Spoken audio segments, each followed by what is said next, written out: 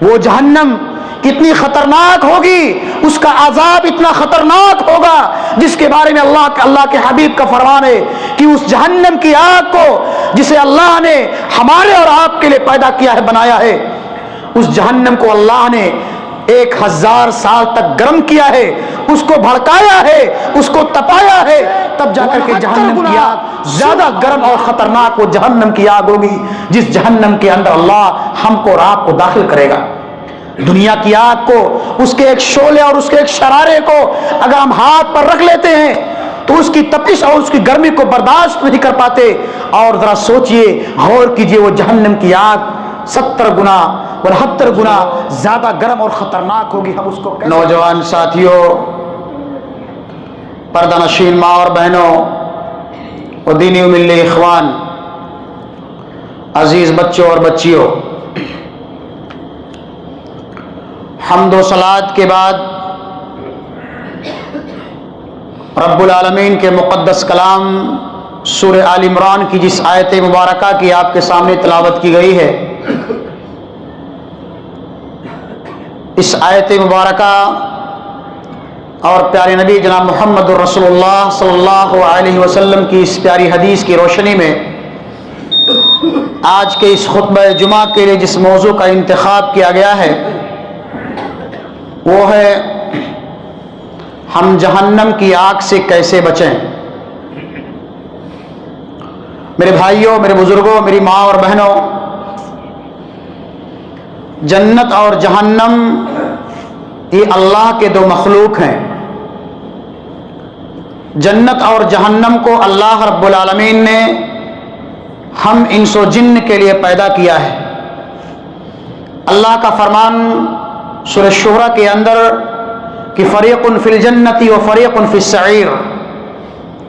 لوگوں کا ایک گروہ جنت کے اندر جائے گا اور لوگوں کا ایک گروہ جہنم کے اندر جائے گا۔ سوال یہ ہے کہ جنت کے اندر کون لوگ جائیں گے اور جہنم کے اندر کون لوگ جائیں گے؟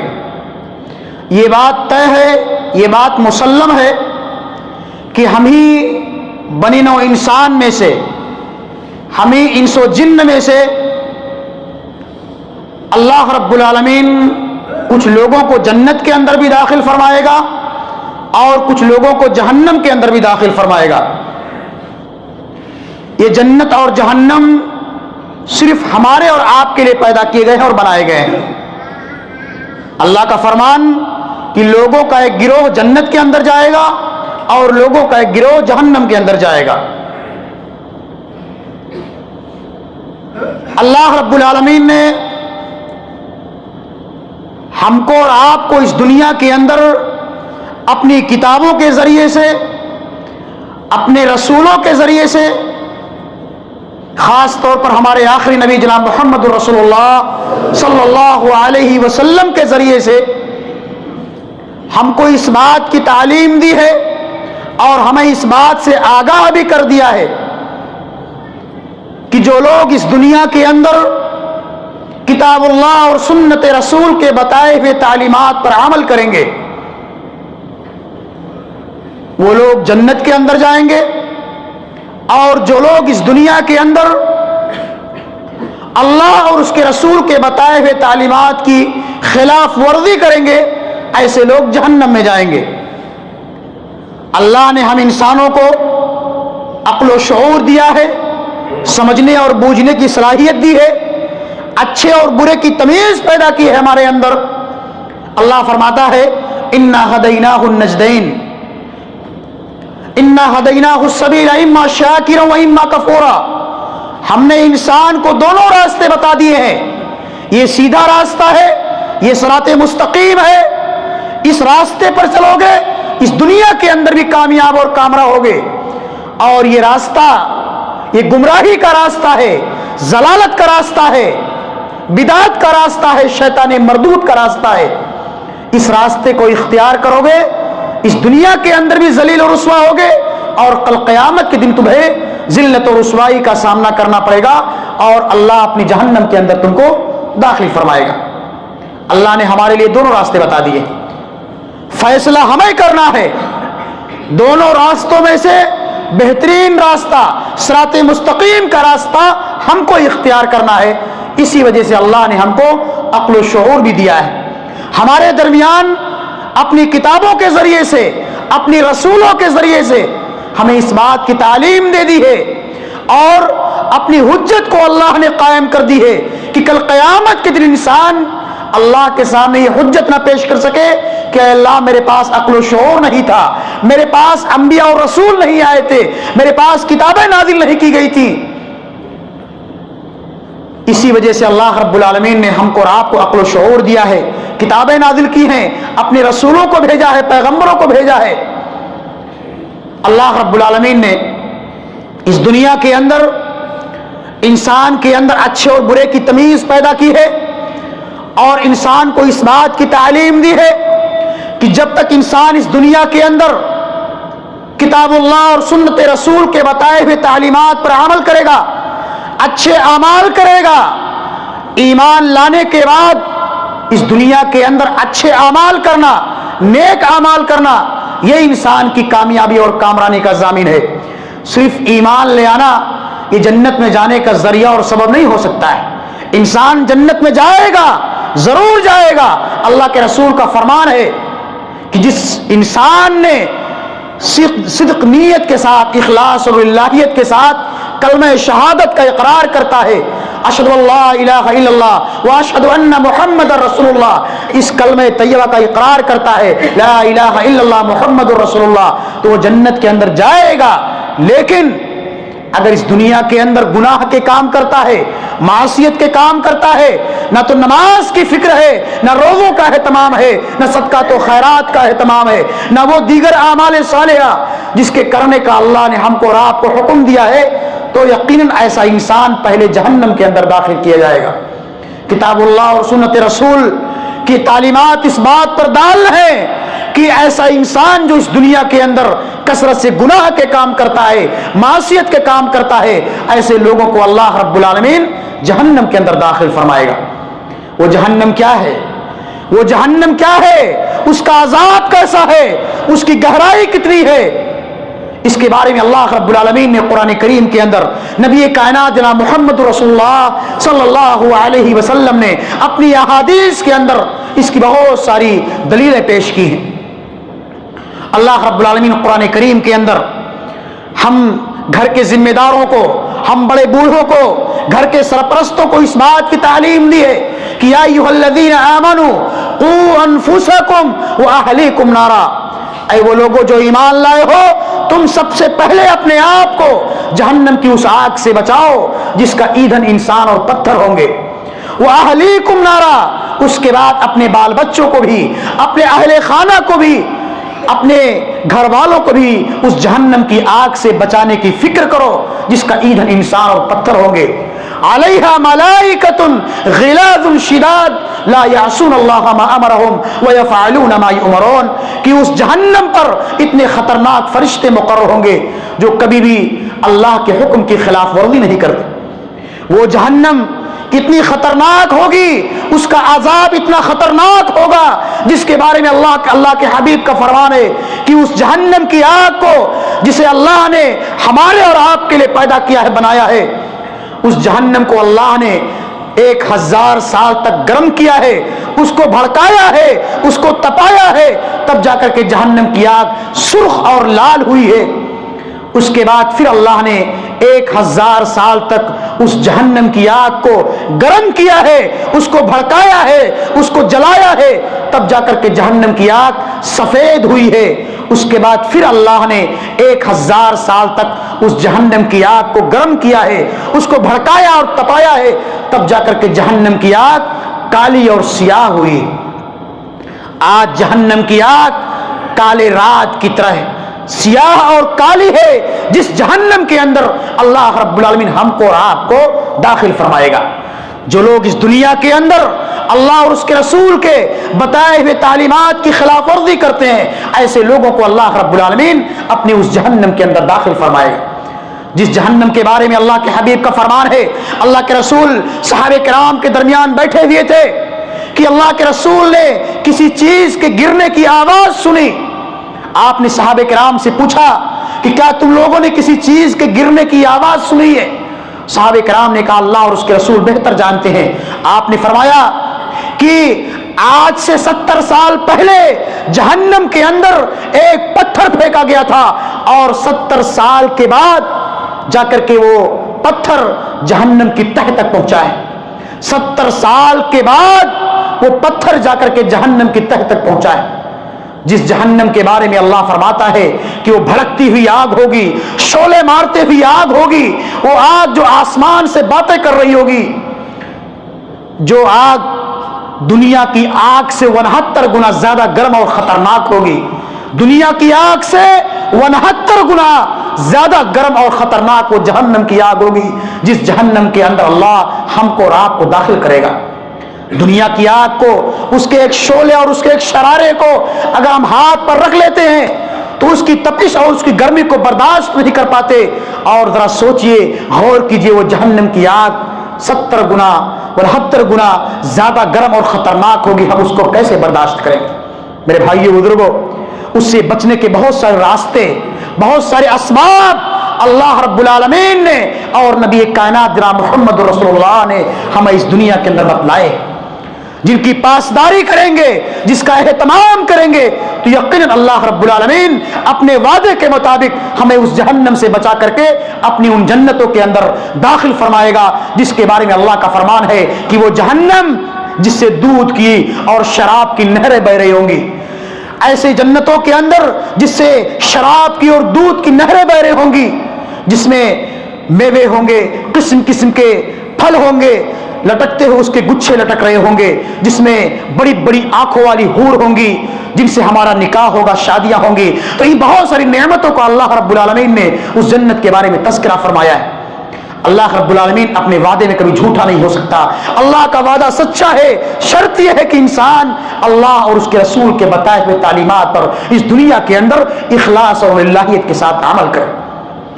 اللہ کے حبیب فرماتے ہیں صلی اللہ علیہ وسلم، صحیح مسلم کی روایت ہے کہ حفت الجنت بالمکارہ وحفت النار بالشہوات، اللہ نے جنت کو ناپسندیدہ چیزوں سے ڈھانپ دیا ہے اور جہنم کو نفسانی خواہشات سے ڈھانپ دیا ہے۔ وہ چیزیں جو انسان کی طبیعتوں پر جن کا کرنا گرا گزرتا ہے، جن کو انسان اس دنیا کے اندر کرنا پسند نہیں کرتا ہے، ان تمام چیزوں سے اللہ نے اس جنت کو ڈھانپ دیا ہے، اور نفسانی خواہشات سے جن کی طبیعتیں انسان کی طبیعتیں جن چیزوں کی طرف کرنے کی مائل ہوتی ہیں، ان تمام چیزوں سے اللہ نے جہنم کو ڈھانپ دیا ہے۔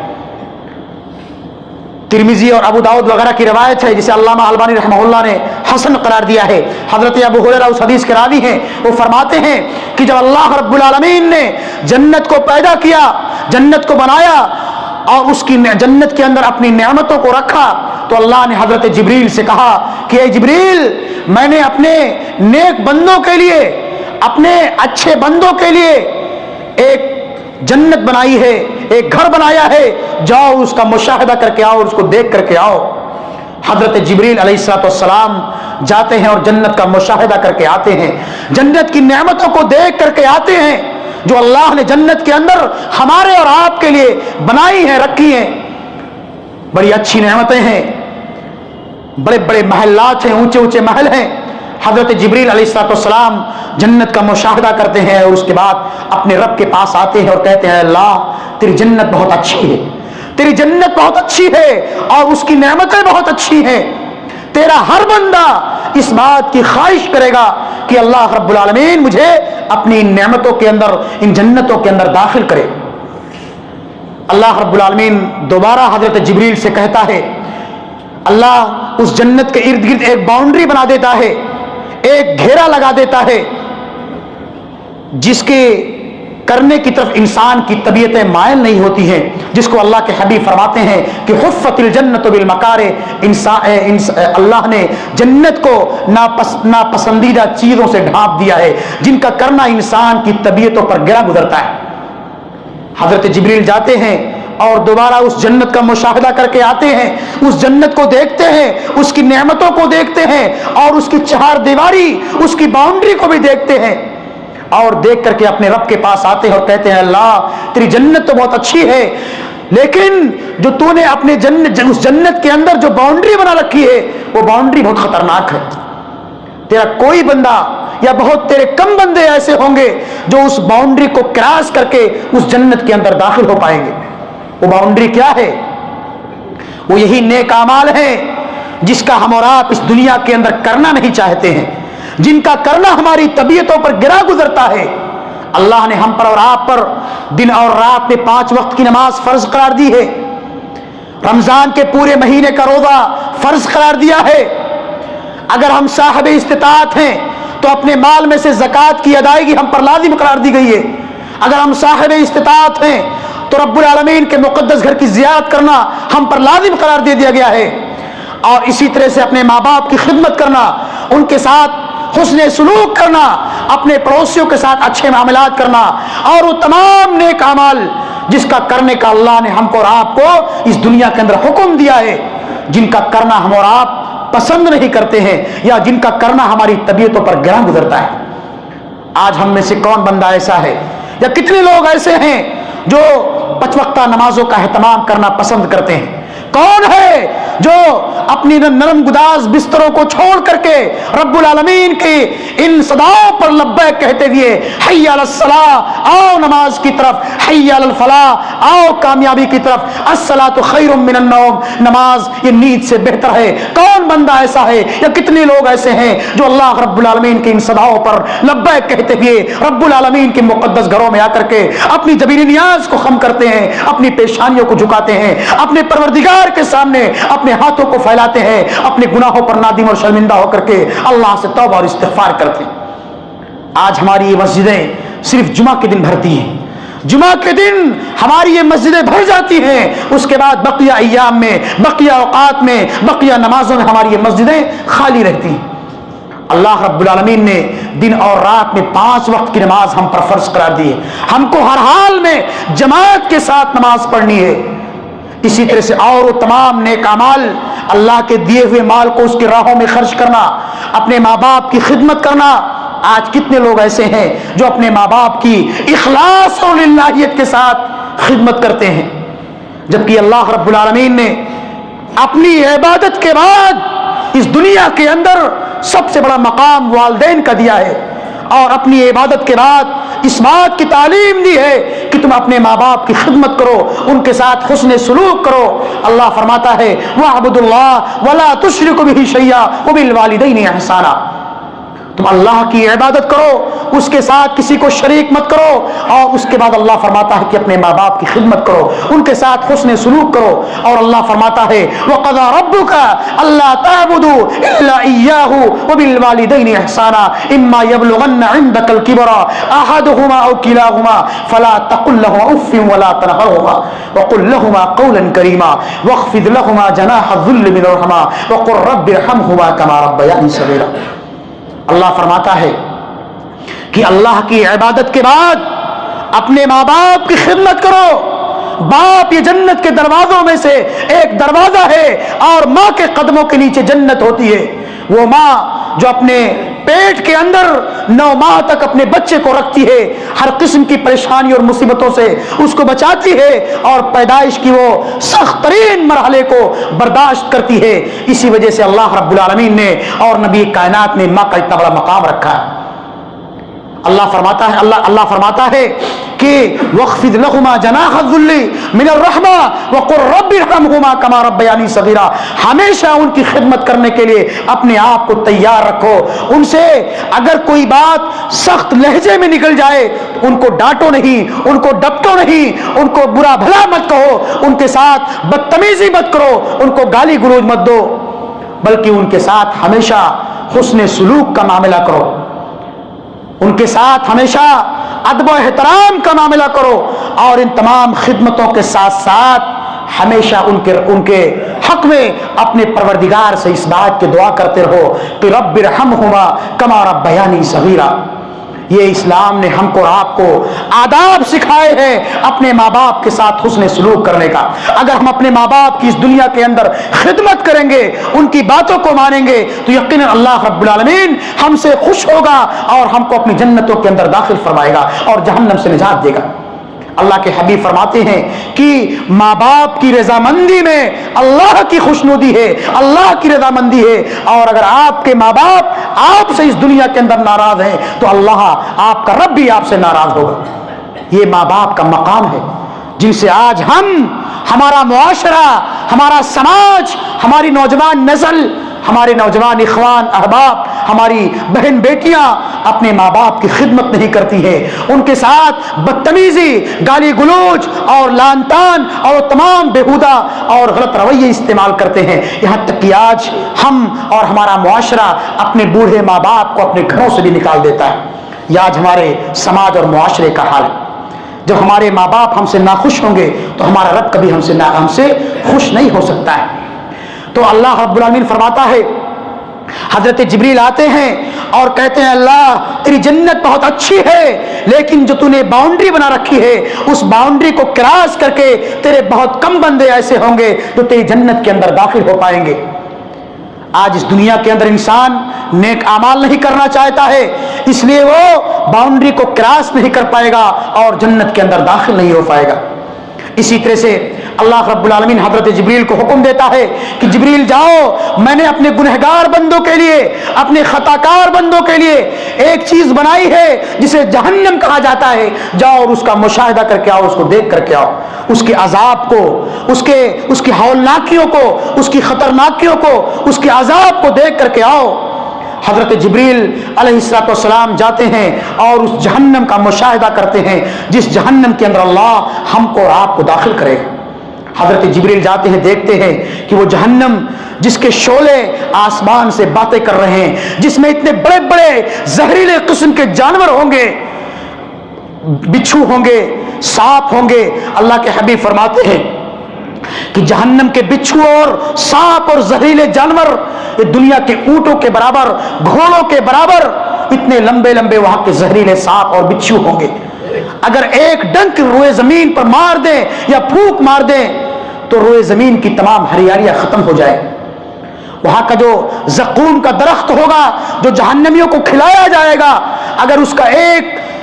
ٹکڑا زمین پر پھینک دیا جائے روئے زمین کی تمام ہریالی ختم ہو جائے گی۔ اتنے خطرناک قسم کے عذاب ہوں گے۔ گرم کھولتا ہوا پانی ہوگا جو انسان کے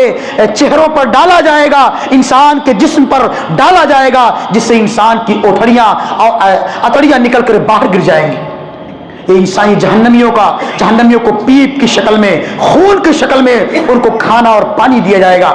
زقوم دیا جائے گا۔ بہت ہی خطرناک قسم کا عذاب ہوگا جہنم کے اندر۔ تو اللہ کے حبیب فرماتے ہیں کہ حضرت جبریل علیہ السلام اس جہنم کو دیکھ کر کے آتے ہیں اور اپنے رب کے پاس جاتے اور کہتے ہیں اللہ تیری جہنم بہت خطرناک ہے، تیرا کوئی بندہ ایسا نہیں ہوگا جو اس جہنم میں جانے کی کوشش کرے گا، یا تیرا ہر بندہ اس جہنم سے بچنے کی حتی الامکان کوشش کرے گا۔ اللہ رب العالمین اس جہنم میں کچھ تبدیلی کر دیتا ہے، اس کے ارد گرد ایک باؤنڈری لگا دیتا ہے اور حضرت جبریل کو حکم دیتا ہے کہ جبریل جاؤ اور دوبارہ اس جہنم کا مشاہدہ کر کے آؤ۔ جبریل جاتے ہیں، جس کے بارے میں اللہ کے حبیب فرماتے ہیں کہ وہ حفت النار بالشہوات، اللہ نے جہنم کو شہوات، نفسانی خواہشات سے ڈھانپ دیا ہے۔ نفسانی خواہشات کیا ہیں؟ جن کے کرنے کی طرف انسان کی طبیعتیں مائل ہوتی ہیں، انسان جن کو آسانی کے ساتھ اس دنیا کے اندر کرتا ہے اور کرنا چاہتا ہے۔ انسان آج اس دنیا کے اندر دھڑلے کے ساتھ جھوٹ بولتا ہے، فراڈ کرتا ہے، دھوکہ دیتا ہے، بےایمانی کرتا ہے، چوری کرتا ہے، ڈاکہ زنی کرتا ہے، تجارت میں، کاروبار میں، لین دین میں فراڈ کرتا ہے، دھوکہ دیتا ہے، زناکاری، بدکاری، شراب نوشی، یہ تمام چیزیں آج عام ہیں اور سماج کے اندر کھلے عام کیے جاتے ہیں۔ یہی تو نفسانی خواہشات ہیں جس کے کرنے کی طرف انسان کی طبیعتیں مائل ہوتی ہیں۔ اللہ کے حبیب فرماتے ہیں کہ حضرت جبریل جب اس جہنم کو دیکھتے ہیں تو اس کے عذاب کو بھی دیکھتے ہیں اور اس کی باؤنڈری چہار دیواری کو بھی دیکھتے ہیں. آپ اپنے رب کے پاس آتے ہیں اور کہتے ہیں اللہ تیرا جہنم تو بہت خطرناک ہے، لیکن تو نے جو باؤنڈری بنا رکھی ہے اس باؤنڈری کو تیرے بہت کم بندے ایسے ہوں گے جو کراس نہ کر پائیں اور جہنم کے اندر داخل نہ ہو پائیں. یعنی تیرے اکثر بندے اپنے نفسانی خواہشات کی اتباع اور پیروی کر کے اس باؤنڈری کو کراس کر کے جہنم کے اندر داخل ہو جائیں. جہنم کی باؤنڈری یہی ہے کہ جو آج ہم اور آپ اس دنیا کے اندر دھڑلے کے ساتھ کرتے ہیں، جھوٹ بولنا، فراڈ کرنا، دھوکہ دینا، زناکاری کرنا، بدکاری کرنا، شراب پینا، جوا کھیلنا، تاش کھیلنا اور اسی طرح سے وہ تمام چیزیں جس کا آج سماج کے اندر کیا جاتا ہے، یہ ہم اور آپ کرتے ہیں. یہی نفسانی خواہشات. اسی چیز کو اللہ رب العالمین قرآن کریم کے اندر سورہ آل عمران کے اندر فرماتا ہے کہ زُيِّنَ لِلنَّاسِ حُبُّ الشَّهَوَاتِ مِنَ النِّسَاءِ وَالْبَنِينَ وَالْقَنَاطِيرِ الْمُقَنطَرَةِ مِنَ الذَّهَبِ وَالْفِضَّةِ وَالْخَيْلِ الْمُسَوَّمَةِ وَالْأَنْعَامِ وَالْحَرْثِ ذَلِكَ مَتَاعُ الْحَيَاةِ الدُّنْيَا وَاللَّهُ عِنْدَهُ حُسْنُ الْمَآبِ. اللہ نے مرغوب چیزوں کی محبت انسان کے دلوں کے اندر پیوست کر دی ہے.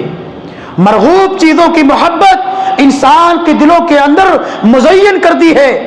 جیسے عورتوں کی محبت ہے، بیٹوں کی محبت ہے، مال کی محبت ہے، جانوروں کی محبت ہے، کھیتی باڑی کی محبت ہے. ذالک متاع الحیات الدنیا، یہ سب دنیاوی چیزیں ہیں اور اصل ٹھکانہ، بہتر ٹھکانہ تو اللہ کے پاس ہے. اللہ رب العالمین اس آیت مبارکہ کے اندر ہم کو اور آپ کو اس بات کی تعلیم دیتا ہے کہ مرغوب چیزوں کی محبت انسان کے دلوں کے اندر مزین کر دی گئی ہے. جیسے عورتوں کی محبت ہے. عورت یہ انسان کے لیے سب سے بڑا فتنہ ہے. انسان کے لیے سب سے بڑا فتنہ اگر کوئی ہے تو وہ عورت کی شکل میں ہے. اور وہی عورت یہ انسان کے لیے سب سے بڑا سرمایہ بھی ہے، جنت میں جانے کا ذریعہ اور سبب بھی ہے. سکے کے دونوں پہلو ہوتے ہیں. اللہ کے حبیب فرماتے ہیں کہ حبب الی النساء والطیب، مجھے عورتیں اور خوشبو یہ زیادہ پسند ہے. مجھے عورتوں سے محبت ہے اور خوشبو سے محبت ہے. اور اللہ کے حبیب نے فرمایا تھا کہ الدنیا کلھا متاع وخیر متاع الدنیا المرأة الصالحہ. دنیا کی تمام چیزیں یہ فائدہ اٹھانے کی چیز ہیں اور اس میں سب سے بہتر چیز کیا ہے؟ المرأة الصالحہ، نیک عورت ہے، دیندار عورت ہے، تقوی شعار عورت ہے.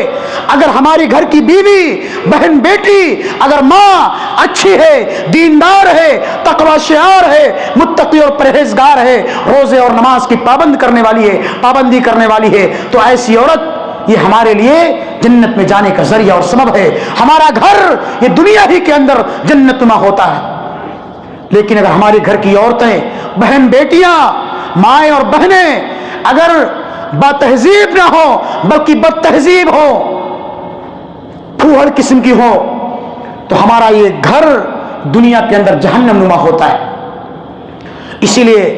اللہ رب العالمین نے ہم کو اور آپ کو اس بات کی تعلیم دی ہے کہ جب نکاح کرو، شادی کرو تو ایسے گھرانے میں رشتہ تلاش کرو یا ایسی لڑکی سے نکاح کرو جو نیک ہو، دیندار ہو. یہ تمہارے لیے سب سے اچھی اور بہتر بات ہے. آج ہم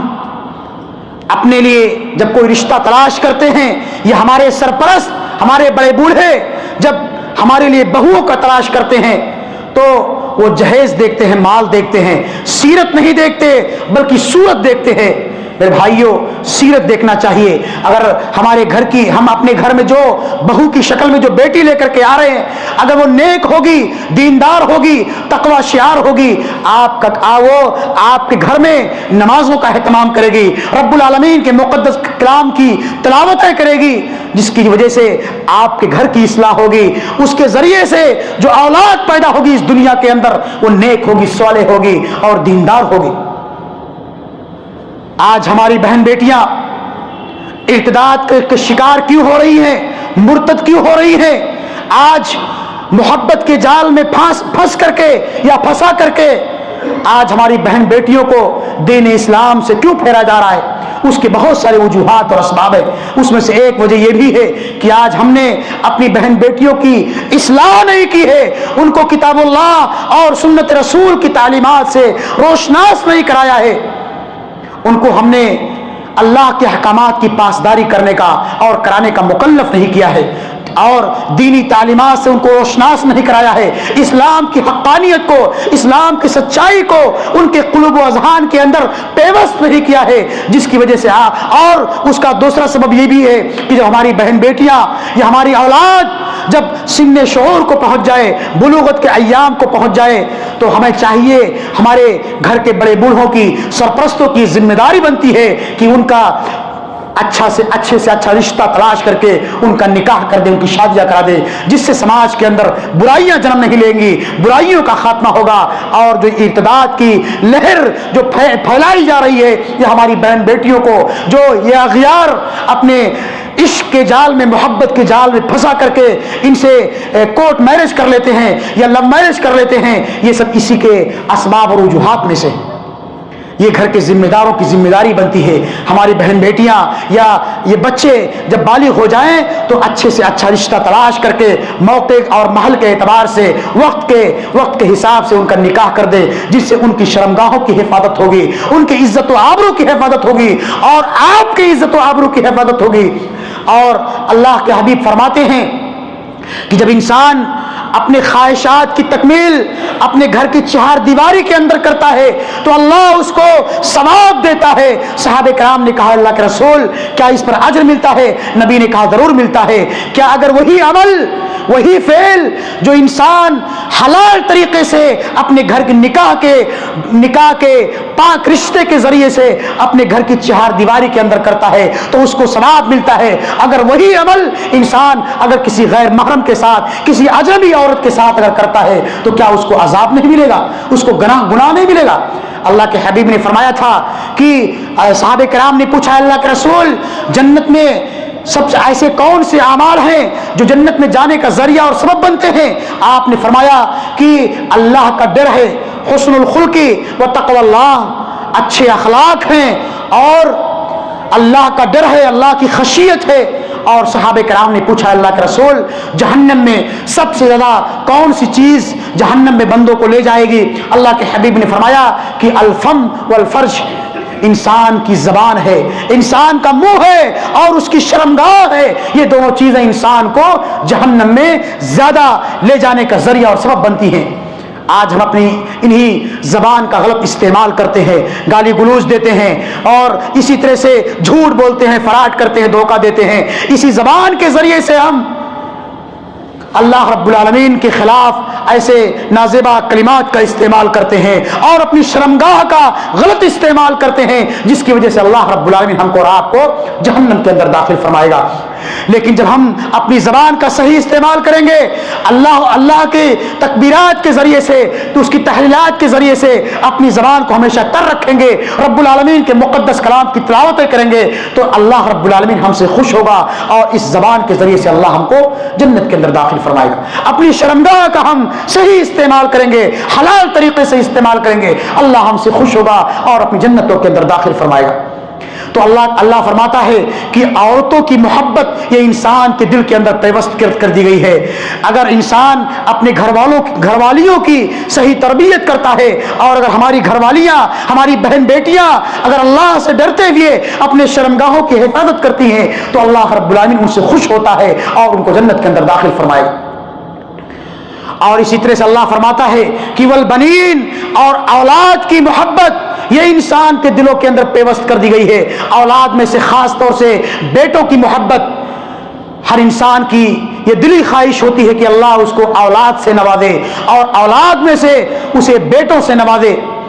اولاد کا دینا یہ اللہ کی مرضی ہے. اللہ کسی کو بیٹیاں دیتا ہے, کسی کو بیٹے دیتا ہے, کسی کو بیٹے اور بیٹیاں دونوں ملا کر کے دیتا ہے, کسی کو بانٹ کر کے رکھتا ہے. یہ اللہ کی حکمت اور مصلحت ہوتی ہے. لیکن اس دنیا کے اندر, ہمارے سماج کے اندر اگر 2-4 سال ہو گئے شادی ہوئی, اگر اولاد پیدا نہیں ہوئی تو ہم اور ہمارے اخوان, ہماری مائیں اور بہنیں اللہ کے دربار کو چھوڑ کر کے غیروں کی آستانوں پر جا کر کے وہاں ماتھے ٹیکتی ہیں، نظر و نیاز کرتی ہیں، چادریں چڑھاتی ہیں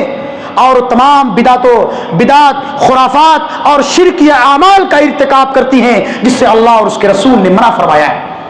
اگر آپ کو اولاد نہیں ہو رہی ہے، آپ آئیے اللہ کے دربار میں، آئیے اللہ کی بارگاہ میں، اپنی جبینی نیاز کو ختم کیجئے، راتوں کو اٹھ کر کے شب بیداریاں کیجئے، تہجد پڑھیے، اللہ سے دعائیں کیجئے، اللہ آپ کو اولاد دے گا، بیٹے دے گا۔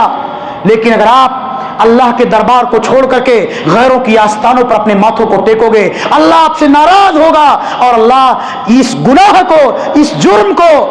کہ انسان اللہ کے علاوہ کسی اور کو معبود سمجھے، کسی اور کے سامنے اپنی پیشانی کو جھکائے، اس گناہ کو اللہ کبھی معاف نہیں کر سکتا ہے۔ انہ من یشرک باللہ فقد حرم اللہ علیہ الجنہ ومأواہ النار، ایسے لوگوں پر اللہ جنت کو حرام کر دیتا ہے اور جہنم کو واجب کر دیتا ہے۔ جو لوگ اللہ کے علاوہ کسی اور کو اپنا مشکل کشا سمجھتے ہیں، حاجت روا سمجھتے ہیں، اللہ کے علاوہ کسی اور کے سامنے اپنی پیشانی کو جھکاتے ہیں، اپنے ماتھوں کو ٹیکتے ہیں، اپنے دامن کو پھیلاتے ہیں، اللہ ایسے لوگوں سے ناراض ہوتا ہے اور ایسے لوگوں پر جہنم کو واجب کر دیتا ہے۔ اگر آپ کو اولاد نہیں ہو رہی ہے، آپ اللہ سے مانگیے، اللہ آپ کو اولاد دے گا۔ آپ کے کاروبار میں، آپ کی تجارت میں، آپ کے آل اولاد میں اللہ برکت دے گا۔ شرط یہ ہے کہ آپ آئیے اللہ کی بارگاہ میں، اللہ سے مانگیے تو صحیح۔ اسی طرح سے اللہ فرماتا ہے، اور اللہ فرماتا ہے کہ یہ اولاد یہ آپ کے لیے باعث فتنہ بھی ہے، اور یہ مال کی محبت بھی انسان کے لیے، اس کے لیے مزین کر دی گئی ہے۔ ہر انسان کو مال سے محبت ہوتی ہے اور محبت ہونی بھی چاہیے، لیکن یہ مال، یہ اولاد جہاں انسان کے لیے باعث افتخار ہے، کامیابی اور کامرانی کا ذریعہ ہے، وہی گمراہی کا بھی، ضلالت کا بھی ذریعہ ہے، اور جہنم میں جانے کا ذریعہ اور سبب بھی ہو سکتے ہیں۔ اگر ہم اپنی اولاد کی صحیح تربیت نہیں کریں گے، اپنے مال کا صحیح استعمال نہیں کریں گے، تو ہماری یہ اولاد اس دنیا کے اندر بھی ہماری ذلت و رسوائی کا سبب بنے گی اور جہنم میں جانے کا ذریعہ اور سبب بنے گی۔ اپنے مال کا صحیح استعمال نہیں کریں گے، غلط طریقوں پر، غلط راہوں میں اپنے مال کو خرچ کریں گے، تو ہمارا یہ مال ہمارے لیے وبال جان ہوگا۔ اللہ فرماتا ہے قرآن کریم کے اندر کہ یا ایھا الذین آمنوا لا تلہکم اموالکم ولا اولادکم عن ذکر اللہ ومن یفعل ذلک فاولئک هم الخاسرون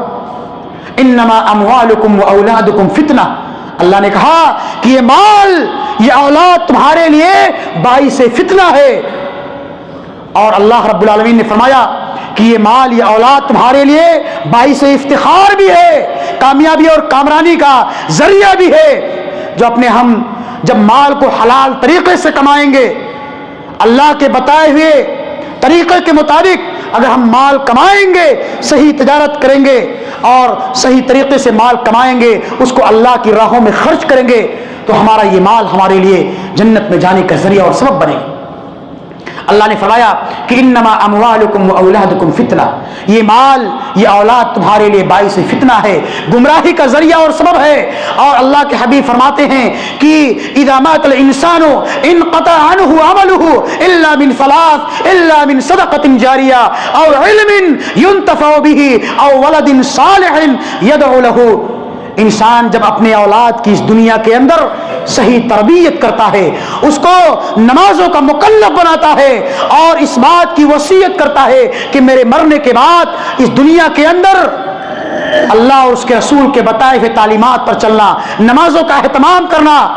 نبی نے فرمایا تھا کہ مروا اولادکم بالصلاۃ وهم ابناء 7 سنین واضربوهم علیہا وهم ابناء 10 سنین۔ جب تمہارے بچے 7 سال کے ہو جائیں انہیں نماز پڑھنے کا حکم دو، جب 10 سال کے ہو جائیں نماز نہ پڑھیں، ایسی صورت میں ہماری یہ ذمہ داری بنتی ہے، ہماری ماں اور بہنوں کی ذمہ داری بنتی ہے، گھر کے بڑے بوڑھوں کی ذمہ داری بنتی ہے کہ ان کو ڈانٹ کر کے، ڈپٹ کر کے اپنے ساتھ مسجد لے کر کے آئیں۔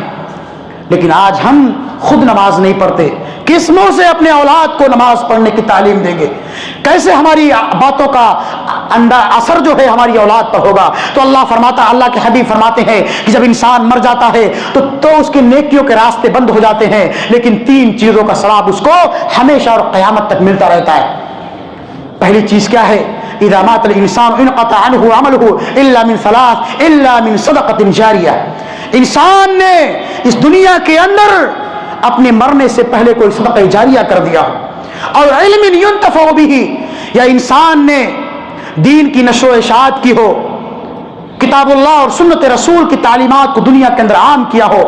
یا مسجدوں کے اندر مدرسوں کے اندر لا کر کتابیں رکھ دی ہو، قرآن رکھ دیا ہو، یا وہ جو بھی نیک اعمال جیسے ہو سکتے ہو جو آپ کے صدقہ جاریہ کا سبب بنتے ہو، اس کا آپ نے اس دنیا کے اندر اہتمام کیا،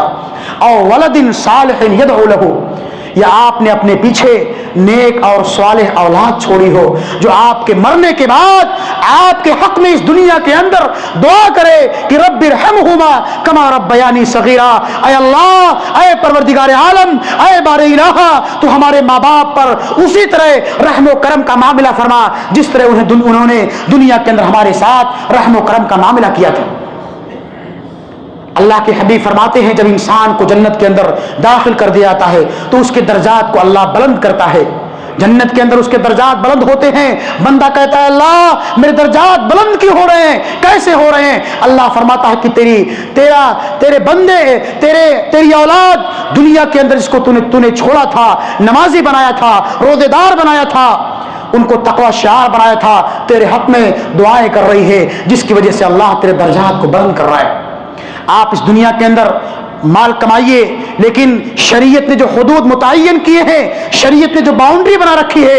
ان باؤنڈری کا اہتمام کرتے ہوئے، ان حلال طریقوں کو اختیار کرتے ہوئے آپ روزیاں کمائیے، اللہ آپ کے کاروبار میں برکت دے گا، تجارت میں برکت دے گا۔ لیکن اگر آپ غلط طریقے سے مال کماؤ گے، آپ کو پیسہ دکھائی ضرور دے گا، لیکن اللہ اس مال میں سے، آپ کے مال میں سے برکت کو چھین لے گا، آپ ہمیشہ پریشان رہو گے۔ اللہ رب العالمین نے قرآن کریم کے اندر کئی مقامات پر اس بات کی تعلیم دی ہے کہ یا ایھا الذین آمنوا کلوا من طیبات ما رزقناکم، یا ایھا الرسل کلوا من الطیبات واعملوا صالحا، یا ایھا الناس کلوا مما فی الارض حلالا طیبا۔ مومنوں کو، عام لوگوں کو، انبیاء اور رسول کو اللہ نے خطاب کرتے ہوئے کہا کہ حلال روزی کماؤ، حلال کھاؤ، اور اپنے گھر والوں کو بھی حلال روزی کھلاؤ۔ اگر ہم حرام روزی کا اہتمام کریں گے، حرام کھائیں گے، اپنی اولاد کو حرام کھلائیں گے، تو ہماری دعائیں اللہ کے بارگاہ میں قبول نہیں ہو سکتی ہے۔ مشہور روایت ہے، صحیح مسلم کی روایت ہے کہ یطیل السفر اشعث اغبر یمد یدیہ الی السماء یا ربی یا ربی ومطعمہ حرام ومشربہ حرام وملبسہ حرام وغذی بالحرام فأنی یستجاب لذلک۔ رواہ مسلم۔ کہ ایک مسافر ہے، دور دراز علاقے کا سفر کر رہا ہے،